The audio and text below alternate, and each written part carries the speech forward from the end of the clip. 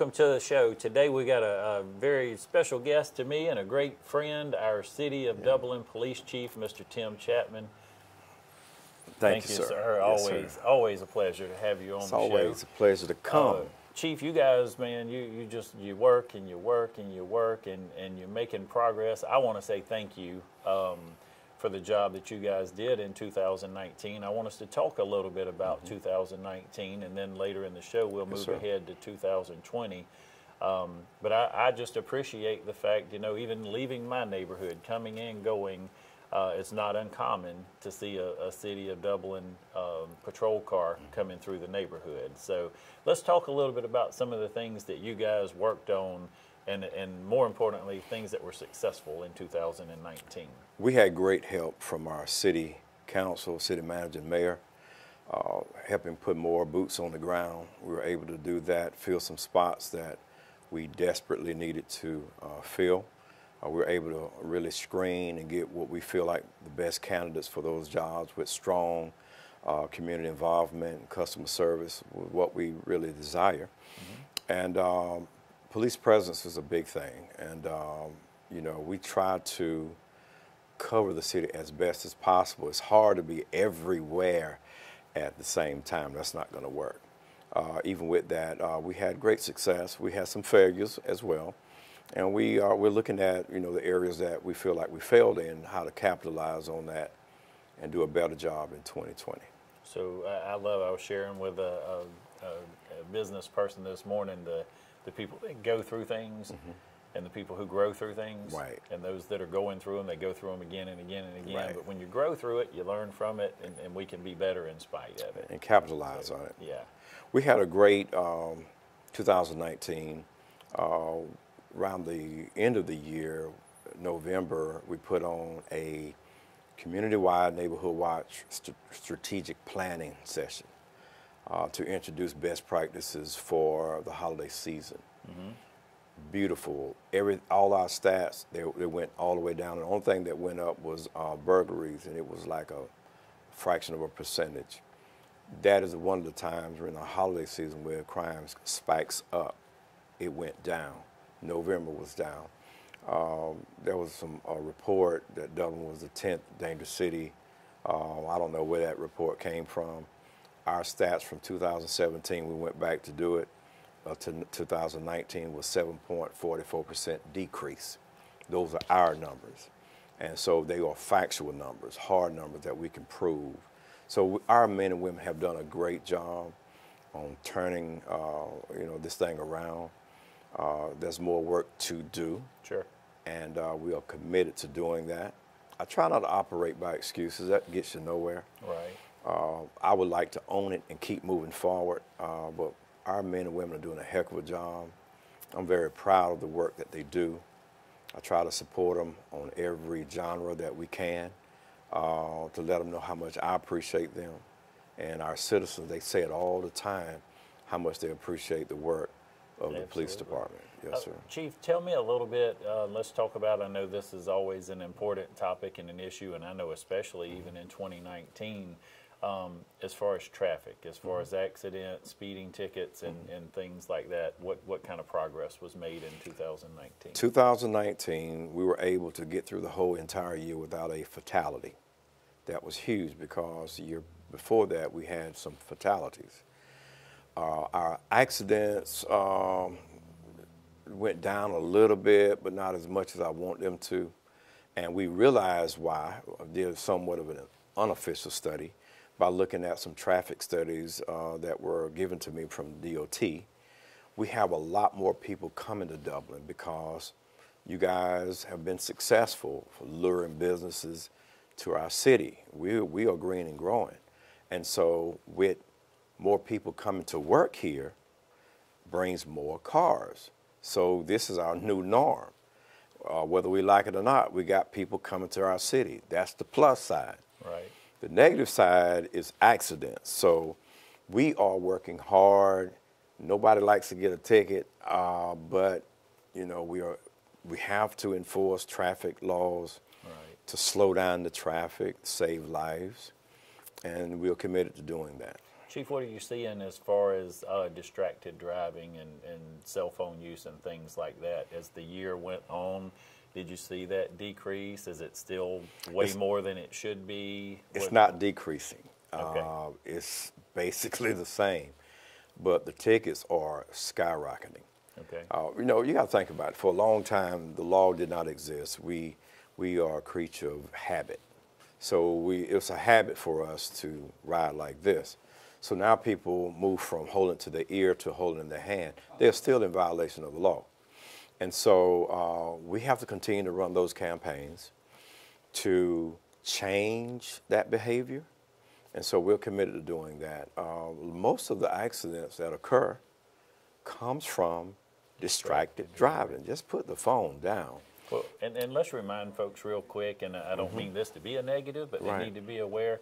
First time, second time offense, does that fine grow, or how? And It what does. is the initial fine? It does. Initial fine is kind of low, but you lose a point. And so if you lose a point, your insurance goes up. A lot of people don't understand that. That second time around, everything goes up. So you're really digging a hole. Okay. You know, get some type of device in your car that you can take the call. Please don't pick up that phone. That text is not that important. People have died trying to answer a phone or text or check their phone. It's so easy to do. Right. I ride motorcycles, and I was taking a class put on by the Defenders, one of the clubs that I'm a part of. It's a law enforcement, national law enforcement organization. So we sponsored a motorcycle training, and one of the things that I still remember today, if you look down, you go down. So if you look down, you'll go down, you'll fall. When you take your eyes off the road, you go off the road, you run off the road. So we want everybody to just take the time, do the right thing. The life that they save may be their own. And I don't know, you know, it's hard to try to live with that, you know, hurting somebody or a child, Right. because, you know, the phone captured your attention, and nobody wants that. And it is still a major issue. I knew you and I would be meeting today, and this was something I wanted to discuss with you. I'm going to throw a little plug here to my buddy Jason Keaton, but I had my hair cut the other day, and I walked, and from Keaton Salon to the Chamber, which is less than a city block probably, I was actually able to see 6 people.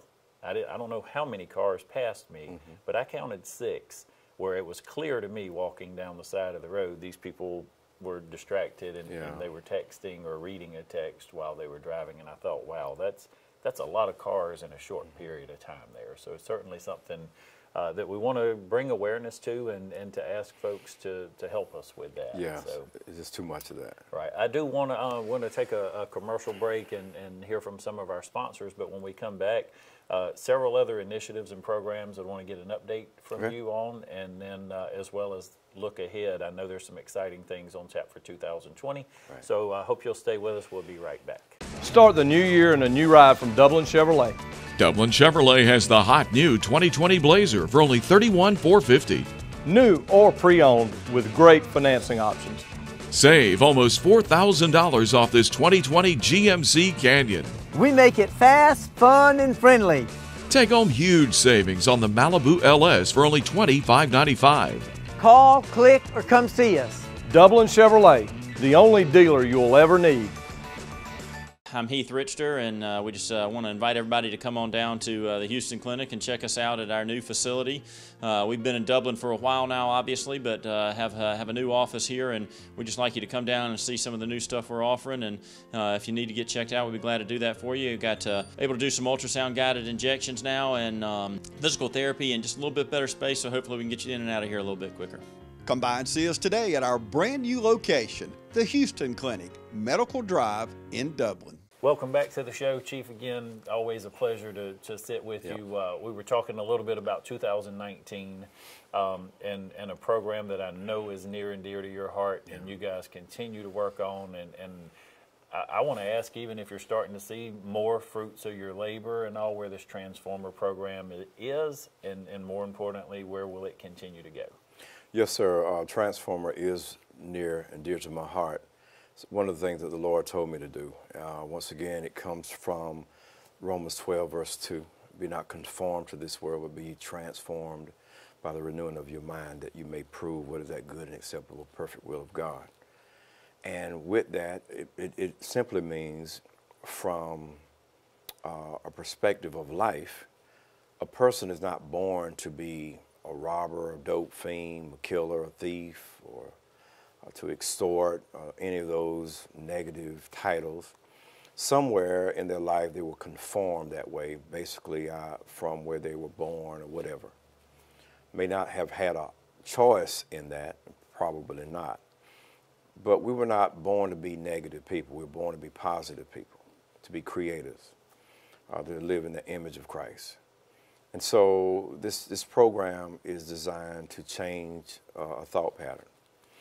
So we started it and dealing with all aspects of life, not just juveniles, grown people. Mm-hmm. We have served, the police department has served as an employment agency, directing people to different locations, talking about soft skills, interview etiquette. We teach application 101, the science behind the application. Mm-hmm. What police department, does that? Right. And so we teach in our schools, and the city manager, the council, again, the mayor got behind the program, and we have our own transformer building. We continue to do these things, read in our schools. Now, talk to me just a little bit about that, because I don't think our viewers know. Mm-hmm. You actually take time out during the weekend. You go into the school and you have time with these students, mm-hmm. Whether it's as a group or sometimes maybe some one-on-one counseling. Right. Talk to me about that a little bit. What are you talking to these students about? What kind of feedback are you getting when you're in the schools? Well, we've been in our schools for 4 years. The Old West Lawrence Career Academy. Taught a 6-week program at West Lawrence Middle School. We've been in and out of Moore Street since we started the program. We've made appearances at East Lawrence High School on different situations just to add to what they are already doing over there. And it's really good that we can teach these soft skills and introduce them different types of careers. About 2 years ago, we were able to take about 40 plus students to Georgia Southern University to introduce, a higher level of learning. And so we have really enjoyed this, really tapping in, and have actually turned some kids around for the better, mm-hmm. to serve our military, our country through our military, and as well as going on to college, getting jobs, et cetera, et cetera. The second division of Transformer, if you will, if not the third, my biggest desire was to introduce a GED program. We were doing this, sending people out to Fall Line Technical College, and let me tell you, they have been a saving grace for us in this GED program. They put the money behind it, mm-hmm. hired an instructor. They teach out of our Transformer building. I think we have about 13 regular students right now. We started off with, I think, about 5. So we're able to teach them or present or give them opportunity to go to school free of charge. The only thing that costs is just the test itself. That's it. Right. I want to share this, what the Lord did today. I'm not going to call the lady's name. A lady stopped by the police department this morning, wanted to see me. We made it happen. I was in a meeting, but I came out to see her. She wanted to talk about Transformer. She wanted to know more about it. So I explained it in its entirety. And she said, well, I try to keep up with you in the community, in the papers. I want to meet you, but something says, just come today. And she started crying because she heard the story about what that department was doing. Mm-hmm. And so she made a contribution to that Transformer program to help a young man or a young woman in a scholarship to finish that GED class. Wow.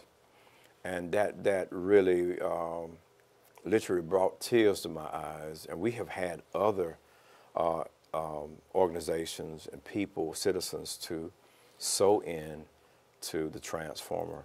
And Chief, let me ask you, for people watching the show today, especially for our business community, because I do know that there are a few of our local businesses that work with you guys that actually hire people. And I know of some cases where I know of 2 individuals that I believe may have come through the Transformer program that are valuable assets to these companies today that came on with them through the program and have stayed with them. Right. How can the local business community get involved? How can they contribute, or can they hire? Talk to me about how business community can be involved. Well, certainly we want our business community to contact me at the police department, 478-277-5023. That's the first step. And we are able to sit down and we can explain how they can help. More so through jobs. If they don't have jobs, sponsor a student through our Transformer GED program to take that test. It works. It's another way of fighting crime. If you get people off the street, get them into a workplace, they will acclimate to that setting. They don't want to go back to Egypt. Right. See, sometimes you pull people out of Egypt and leave an Egypt mentality. We have to change the way we think. That's right. That person think, rather, and they get to that place, I don't want to go back, and start feeling positive about themselves. And that's the biggest thing. We want people to feel positive about themselves and make a contribution to our community. You know, and you and I can't get together and talk about anything without putting some scripture in there. I'm trying to bring it up. Well, but while you were saying that, you just made me think, and I believe it is that mindset and that mentality that takes place is these folks turn into Joshua and Caleb. Right. And they say, man, there it is. Right. There's all the promise, there's all the fruit, there's everything that is before us. Let's go take what's there for us, not, you know, we'd be better off in the desert and dead, and let's go back to captivity. Right. But once that transformation takes place, and again, that's why this program is so important, is somebody is there to share the vision, and to be the leader, to say, this is the way, this is the path, this is what the promised land looks like. We have to get that mind strong, because just like Caleb and Joshua went into the promise, they saw the pomegranates and the grapes and all of that, but there was a group of people who were not concerned about what they got out of there. They was more concerned about the negative aspect. There was giants there. In the land. So we try to make sure that these young men and women look at the positive, not the negative. Right. Because it's kind of like hate. Hate sounds louder than love, but love is always stronger than hate. And so you have to really pierce into their soul and be transparent with them, and to let them know they can make it. And I don't want to get off on a different tangent there, but just as a community, boy, if we could see the fruits and the promises and not focus on the giants sometimes, wow. You know, if I may, Martin Luther King said, I've been to the promised land. He'd been to the mountaintop to see.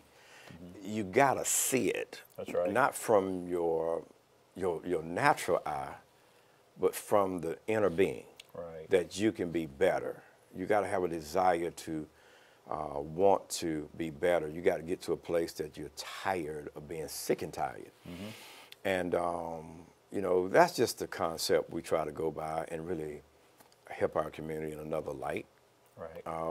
Everybody know we're strong on crime. We'll lock you up and do all of that. Yeah, that's what we're called to do. But we try to bring balance to the scene. Right. And help in other ways. You know, we're not soft on crime. We do our job. We do it with the best, with a spirit of excellence, without apology. However, this is a tool to fight crime. Right. However, if you want to change your life, we are here to do that. Right. We have a track record to prove that we can do that. And let me ask you, that brings up another topic. I remember you and I sitting together, if it was a year ago, 2 years ago, and we were having all these police shootings and different things were going on. So bring me up to date today. And has that mentality changed any? Is it better? Is it still pretty close to where it was? But I believe certainly here locally, I think our police force is appreciated and admired and honored. But nationally, maybe has that perception? I think changed? nationally it has changed. It's going down. However, there are some incidents that never should happen. Right. It's just like anything else. You have the wrong people wearing a badge. We get that. Right. The problem with that, if something happens in L.A. with a bad cop, Dublin Police Department suffers, just like every other law enforcement entity all over our country. Everybody want to paint us with one broad paintbrush, and that's not the way it should be. It's against the law to profile. It's not right to profile an officer, and I get that. How can you tell one from another? But you ought to know our department. Right. We try to stand for what's right. The truth of the matter is we have had several incidents where officers could have taken a life. Right. Now, I'm not one to armchair quarterback. You know, they made that decision. I stand by what they did, and they were able to save a life. But that may not always be the case. Right. But if something like that happened, I would be transparent, but know our heart before that happened. We have been in our community really working hard, you know, trying to change that negative mindset against officers. We try to take the lead role in our region doing these things, and probably in the state of Georgia, what we do. However, you know, there's dangers everywhere. Right. Something could happen today, I don't know. But at the end of the day, we want our officers to be safe. We want them to do the right thing. Right. And I think here there's story after story Right. and just testimony after testimony of people that can share where our local law enforcement has pitched in and helped out, whether it was with people or animals or whatever Right. the case may be. Chief, is there anything else that I may not have asked or that we're missing for 19 before we move into 20? We have had an increase of our neighborhood watch programs to start up, and we're excited about that because I have big plans with that. That brings a strong partnership in a Take It Back initiative, that we're taking back our neighborhood. That initiative is not dead. It's really vibrant. We're excited about that and how it really helps bring a partnership. They become our eyes and our ears, and it just brings a sense of safety in our community when we're really partnering together. Okay, I've been waiting and waiting and waiting to ask you this, and this is one of my favorite things that you guys are doing. And I know some people look at this as, well, you know, they're invading my privacy and so forth and so on. But you guys talked about at the end of last year a security camera system that would be strategically placed maybe throughout different parts of the city that's going to help not only deter but to bring justice to some instances in a much swifter manner. Can we talk about that a little bit? Sure. And where you guys are on that? Well, we have a quantity of cameras up right now. So already in place? Already in place. Prior to this set of cameras, we had some cameras up of our own and really aided in gaining information from some serious cases. So we know they work. Okay. In one area, we actually put a camera up. We wanted everybody to know we were putting it up. And we haven't had any serious situations over there because of that camera. So when people know that these cameras are there, they're deterring crime already? Absolutely, because it shows the facts. We have a large amount of cameras that are coming, which also allow us to, you know, really zero in on tags and stuff like that. We have a big strategy with that. Strong buy-in with our city manager and our council. Okay. It's a win-win. In a time where some people, you know, they think it's a badge of honor to say, I'm not a snitch. That's only important to them when things don't happen to them. When something happens to them or their family, they want answers. But you forgot now, you boast about you're not a snitch, but now you want people to say something. Our officers are facing, we're facing in law enforcement a different situation. With the lack of information, it's hard to solve a crime. Again, I don't operate by excuses. I got to make something happen. So I thought about it and just got outside the box, and this is a win-win for everybody. Will it stop crime? No, nothing can stop crime. Right. Will it displace crime? Probably. But it's a tool that we know works. The first day that this camera went live, we saw a drug deal go down. We were able to zero in on the tag to the point that I can see the county of the tag. And so I won't go no more into it than that, but it's a win-win for our department. We have plans for our Neighborhood Watch programs to really introduce them to it. We've already made some pitches about that camera system. And we have a cheaper version now, which I think will be spot on for our Neighborhood Watch participants. And the only way that they can get that, they have to be an active member of our Neighborhood Watch program. Right. So that allows us to lure them in to be a part of this program. So we have some great plans for this. And I feel like when it's all said and done, all the components are put, in their positions, that it's really gonna bring a difference. Fantastic. I like it. I'm glad to hear that we're putting that technology to use. Yeah. We got to take one more quick commercial break. We got one more initiative that I know you guys are very proud of, and I hope that you are planning to do again this year, and we'll get into that discussion right after these commercial breaks.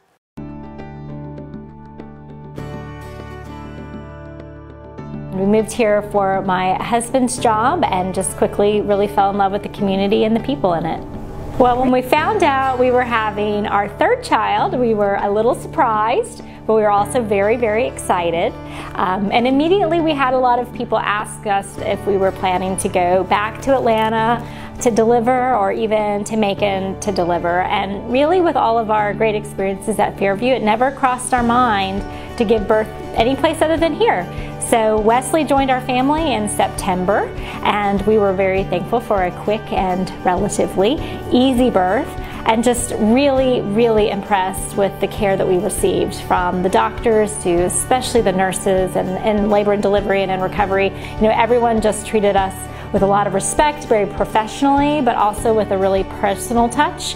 A couple of people that stood out to me from my experience here, Teresa was my labor and delivery nurse, and she was with me from the moment we checked in throughout the entire day, and even after the baby was born. The next day she was on shift again, and she dropped by just to say hi and see how we were doing. Candy, the lactation consultant, was really, really great and answered a lot of questions that I had, and just, you know, was really, I think, genuinely concerned about, you know, helping me, you know, adjust, and not just around lactation, but just about being a third-time mom and, you know, and having a newborn again.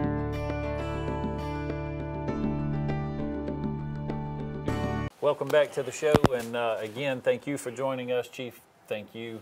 My pleasure. One final thing I want to talk about, another, I think, just vital program that you guys have implemented and started recently, and I'm hoping that we're going to hear more about it and see more about in 2020, is where you bring citizens in and they have some training. So talk to me a little bit about the name of that program and how that works, and are we going to see that again in 2020? Yes, sir. It's called the Citizens Academy. Okay. Where we allow citizens to come in to experience, or, you know, what the police officer actually does. We get to introduce a lot of the specialized divisions of our department and give them a working knowledge of what law enforcement is all about. That is a very, very good program. We have had great success with it, a lot of great responses from those who have attended that academy. Our council have been put through it. Our mayor has been put through it. And we're also introducing, for the first time in 2020, first time we ever done this, an advanced Citizen Academy. Now, the only way you can take that class, you have to go through the first class. Okay. The advanced Citizen Academy, we up it up a little bit more. You know, there are some times we really put them through some hair-raising situations. I think even the beginning, Yeah. it sounded like was pretty intense. It was intense on the entry level. The advanced level will go to another level because we want people to really know what these officers are going through. And the only way to do that is you got to expose them to that. So I'm scared to ask this. Is there some tasing or anything that has to Well, take place at some you know, point? I don't want to get out of the way, but you know, before an officer can carry a taser, they have to be subjected to the taser. I've heard that, okay. The same way with OC spray, they have to be subjected to OC spray. And so these are some things that the officer go through, and in order to get them to that advanced level, everything goes up. I just leave it right there. I was thinking about participating. Well, you should. You really should. Maybe I could get through the beginning course. I think you can get through all of it. I really do. It's a mindset. It's actually a mindset. If you think about it, you put that officer through a lot. Why should they be sprayed? Well, you have to learn how to operate in a setting where you are accidentally sprayed. So that's a survival level that comes with that. So it's bigger than what you really think. And you also feel firsthand what that person is going through when they are subjected to OC spray or taser. It's kind of like in polygraph. You know, I'm a polygraph examiner. I've had over 40 tests or so going through classes trying to, you know, you have to understand what that person is going through, et cetera, et cetera. So here we go. Well, I'm excited about the program, again, excited in what you guys are doing, and can't say thank you enough for the men and the women, your folks that are putting their lives on the line each and every day. And I don't think there's any way, you know, publicly that we can recognize and appreciate enough the work that these men and women are doing, and the impact that they're making in the community, not only from a law enforcement perspective, but the goodwill and the give back in the community and the going above and beyond that I think the Dublin City Police Department puts forth every day. So thank you for your leadership there. Thank you to the men and women in uniform that do protect and serve this community each and every day. And I'd love to, if it's all right with you, we'll just take a minute and we'll pray together before we close the show. Unless you got anything else you want to share. That's it. I appreciate it. Let's just have a word of prayer. Okay. Father, we do thank you for an awesome day of life that you've given us, Lord. We thank you for the men and women that protect and serve this community. And Lord, I just pray that you give us all a mindset today to have that charity of giving and that spirit of giving to return into this community, to invest in this community, to protect and serve this great community, the land, the bountiful land that you've so freely given to us. Help us to have a mindset, Lord, of gratification and joy, to just praise you continually each and every day, to be a shining light, Lord, set apart for the world to see, and just bring glory to you in all of our efforts. I pray, Lord, for protection. Not just a hedgerow, Lord, but a fortress of protection around these men and women that are serving our community each and every day. Bless them, bless their families, bless their efforts in each and every way, Lord. We love you. We praise you continually. And it's in his mighty name we pray. Amen. Amen. Thank you, sir. Thank you.